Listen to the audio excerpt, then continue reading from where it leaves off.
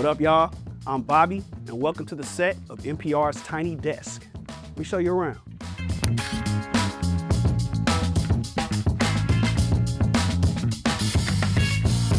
So this is it, y'all. This is the Tiny Desk. There's no tricks, there's no bells and whistles.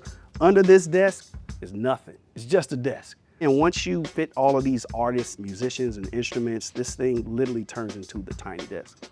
Where I'm standing is where Bad Bunny sat. It is where Dua Lipa stood, Chappel Roan, Shaka Khan, you name it. They are right here, front and center. And now that I'm standing, I'm thinking about it, it's like, damn, this is really the spot where they stand. Can you imagine being an artist who's performing stadiums and theaters, and all of a sudden you're standing 3 to 4 feet away from an audience? It's super disarming. It's very nerve-wracking for a lot of artists. And the fact that this many people would want to cram into a space, I understand the sacrifices that have been made for me today. For as many big names and stars that we've had, the true star is right here, the shelves, right? As soon as you see it, you know exactly what this is. And all of the knickknacks and shit you see back here, this is stuff that a lot of artists usually leave behind. Mostly everything has a story, and every day something else pops up. This is what I like to call set list row. And from time to time, the bands, they like to have their set lists printed out and placed on the desk just to make sure they're right on track. Everything from Yo Gabba Gabba to Usher to Justin Timberlake. Whenever I walk in the morning, Juvenile's Juvie Juice. It's always one of the first things that really strikes a memory in my head, because Juvenile probably drank 7 of these juices, which is not exactly juice. If you've seen Dave Matthews' very long and entertaining Tiny Desk, he left his water bottle. When Gary Clark was here, he was nervous as hell, but he was drenched in sweat with a leather coat on, and we decided to keep this rag here because he was probably the sweatiest act we've ever had at the desk. I'm still not taking this jacket off. This is Regina Spektor's water that she left 3 years ago. Alicia Keys has her straw over there. And of course, Sabrina Carpenter's martini glass. One of her team members literally bedazzled this glass the night before the show. I've been watching this show. Everyone says this, whatever. You guys are great. You guys know you're great. This is olive oil left by Action Bronson. These are Bad Bunny's headphones. From what his manager told me, these are very, very important headphones to him. He listens to all of his mixes for his music through these headphones, and he decided to leave these and drew a little happy face and a sad face. This is Babyface's relish. Apparently, Babyface doesn't travel without sweet relish, and his manager keeps a bottle of sweet relish in their bag, and he signed it and left it. There's one item behind the Tiny Desk that we got jacked for, and that would be a CD that was signed by Taylor Swift. Yeah, we got jacked for Taylor Swift CD. Saturday Night Live, they did a sketch on Tiny Desk, and this is a cue card from that sketch. Post Malone left his boots. Tierra Whack left her shoes. This is Wyclef's hat. This is Chappell Roan's wig. It's like so hot in here.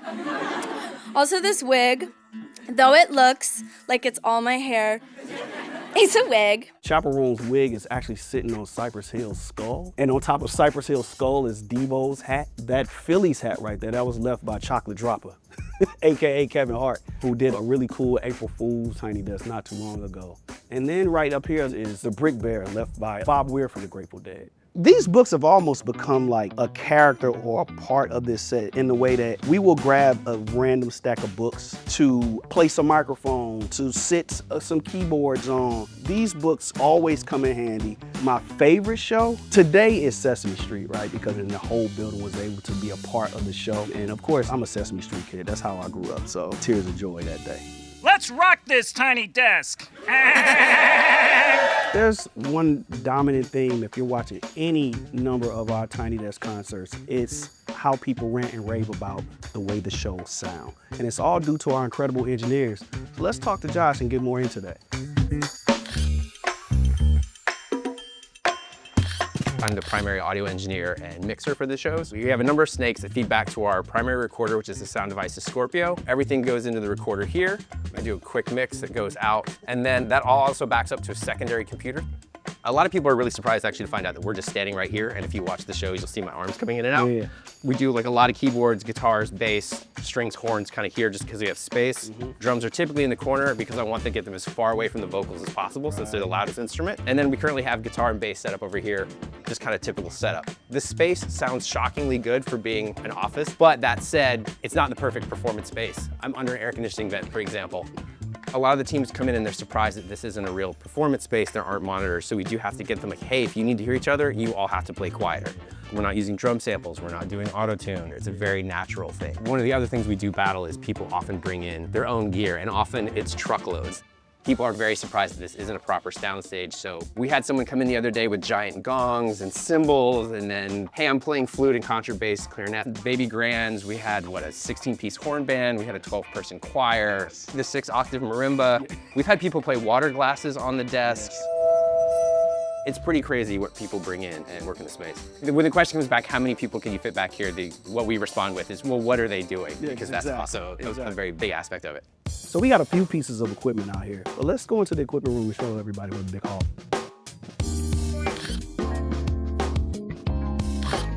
So we have our upright piano. Can't fit that in the storage room, but that lives in the corner. And then this is behind the scenes of Tiny Desk equipment storage. We've got our keyboards and some basic amps over here. I have one gobo in case I really need it with the piano. This is where we keep our house cymbals. We also have a couple in-house snare drums, just some of the auxiliary percussion stuff. You need a tambourine, we got tambourines. Guitar amps, keyboard amps, you've got Latin percussion, cajones, congas, bongos, chimes, extra cymbal stands, extra drum heads if people need them. We've got music stands in case we need them. We have leftover alcohol in case artists need leftover alcohol. Extra keyboard covers for our beautiful Rhodes here. And kind of everything that people really need, we can cover about a good 75–85% of the equipment needs just in-house.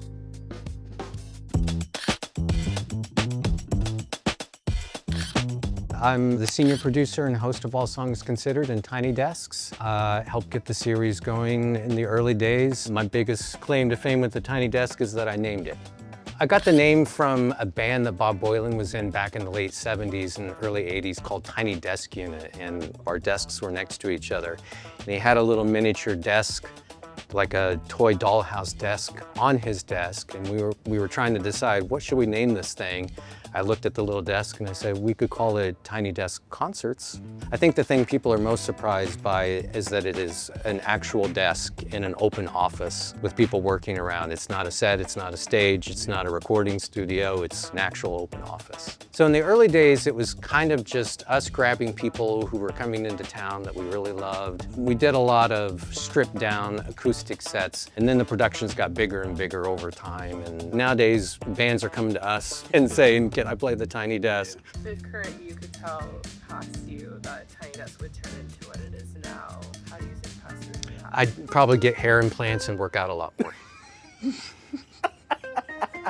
I don't think any of us would have ever predicted that it would take off like it did. It was always a passion project. It was just a group of friends joking around, having fun. They were incredibly disruptive because we were bringing bands in to play in this open office, and people were trying to get work done. They're like, what are you doing? Do you want to go back to the Tiny Desk and take a look at some of the stuff? Let's go over there, yeah. All right, let's do it.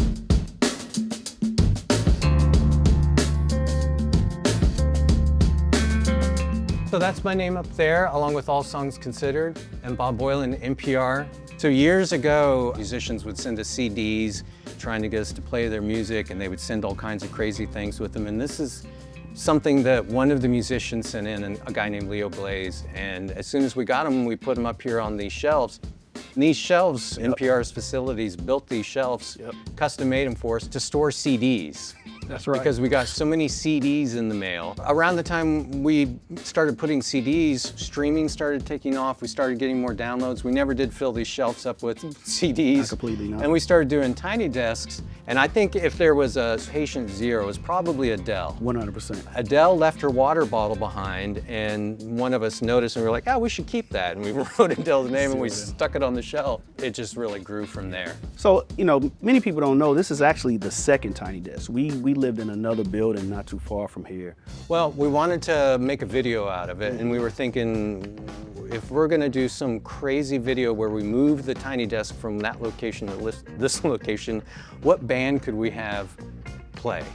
And you're not gonna get a better band for crazy videos than OK Go. We dismantled the desk, got them onto a flatbed truck, brought them here, and put all back in there, and they're playing through the whole thing, and they've studied the photos and very meticulously put everything back where it had been in the old building. When we moved into this new building, they got all new furniture. So this is not the original Tiny Desk.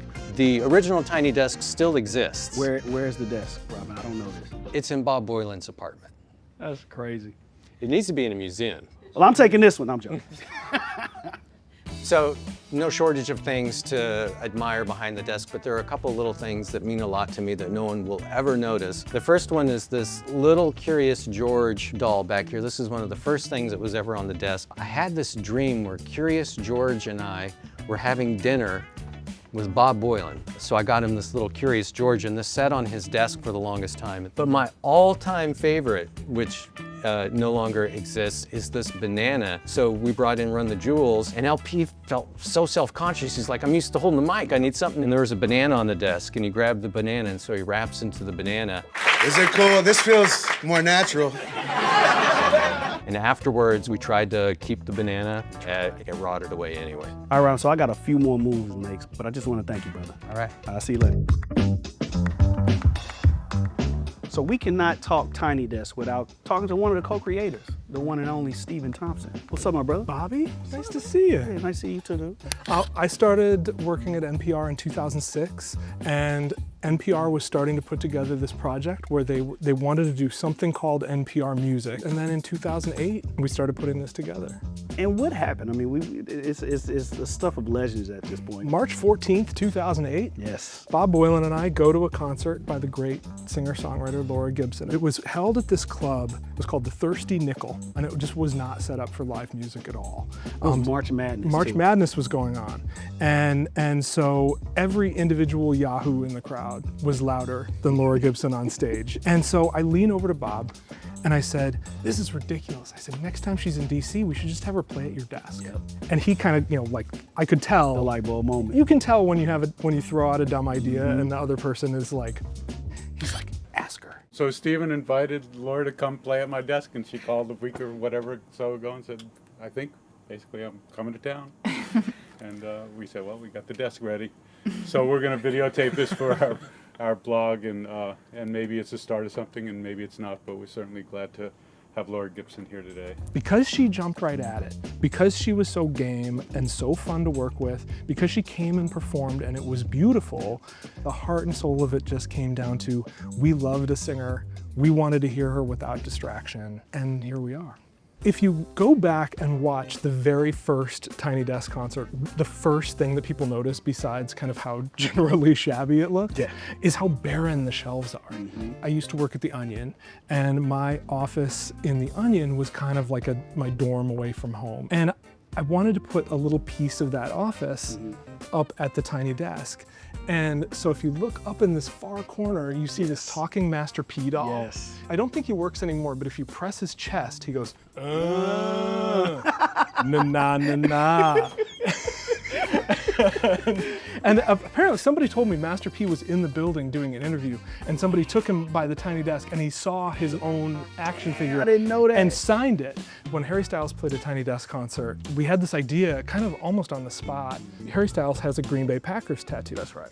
And I'm a huge lifelong fan of the Packers. So we reached out to his people. I was like, do you think he'd sit behind the desk with us for like a second and talk about why he likes the Green Bay Packers? And so I brought all my Packers paraphernalia from home. That's right, you did have that. And a Packer helmet that Guy Raz gave me. And so we did this little interview behind the desk. So when I was about 6 years old, I fell off my bike and I cut my knee and I bled green and gold.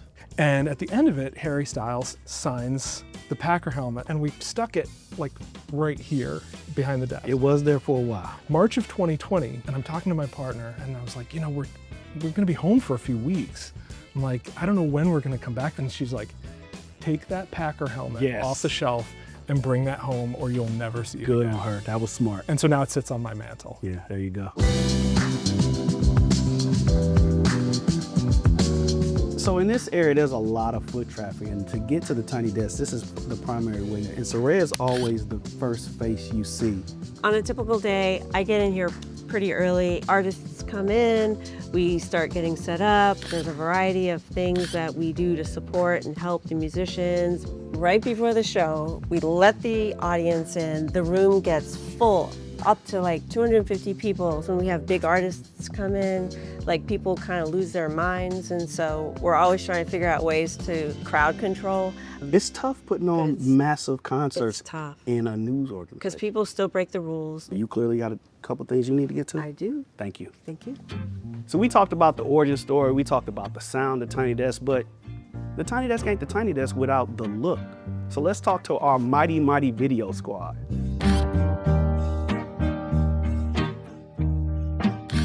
Maya provides me and this team such a sense of calm, and she's just brilliant at what she does. On the video team, there are 3 video producers, and it kind of works out because there are typically 3 concerts a week. We each direct and edit one of the shows. So when one of us is directing, the other 2 are assisting and helping film, of course. And then after the show, that director then edits that show. And it also works out that we publish 3 a week. So I'm like editing a show now that publishes tomorrow, and then I'm looking at the calendar to make sure Bobby doesn't add us a show for tomorrow. Usually you see like a late night, or you'll see like the morning show, they do one quick song, it feels big and then it's done. Here it's like they capture these human moments within these shows that makes you feel like you're just sitting right there. Up next, we got the one and only producer, director extraordinaire, Ca7riel. And she always has the energy. She's directed and produced some of our biggest shows. I would say my favorite part of this whole process is actually working with the bands. Yes. Making something that they love and like bringing it to life and being able to make an experience for them here at Tiny Desk. I'm very much a visual person, so I love to like plot out where everybody's going to go so I can envision where camera angles, where they're going to be, and how that's going to look for the overall concert. The number one question we get from bands is always, how many people and instruments can we fit behind the desk? Oh my God, what show is that? This is the Philharmonic, which is our 2024 Tiny Desk contest winner. Up until recently, there was just a giant cardboard box here of tapes, and I'd love to show you where they're at now. These are the OG Tiny Desks before we recorded them on digital SD cards. My favorite, we have Adele, Anna Tijoux, Larg Gibson, we have Esperanza Spalding, we have the Cranberries, Chuck Brown, Raphael Sadiq, Reggie Watts. It's just endless, and I really love having it here because I think it's kind of special.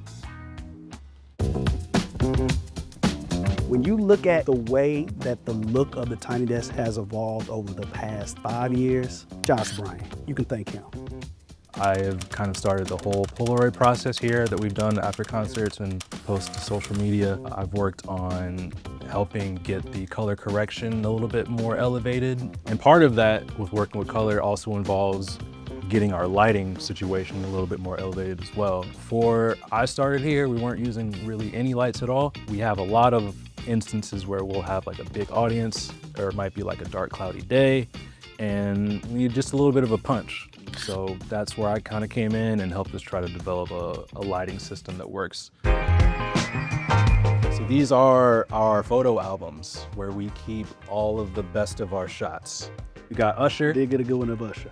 Then we've got Denzel Curry, J.I.D., Omar Apollo, Pigeon Pit.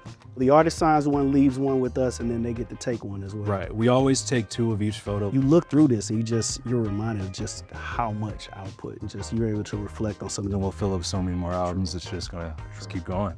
All right, in 3, 2, 1. Got it. When you watch Tiny Desk concerts, it is such a team effort. This group is just a bunch of music nerds, each one of them extremely passionate about what they do, from the shooters to the audio to our social team to our writers and our editors, from our podcast team, alt Latino, all songs, to our jazz, to rock, to R&B, hip hop, reggaeton, classical, you name it, we have it covered here. So whenever you see anyone playing at the Tiny Desk, it's because someone on this team is super passionate about it. It's just so dope to be a part of something where you're highlighting a set, and the set is the true star, no matter who we bring behind this desk. All right, so thanks for hanging out today, following us, seeing how we do it there at the Tiny Desk. But we actually have a show to do tomorrow, so y'all gotta go. Bye.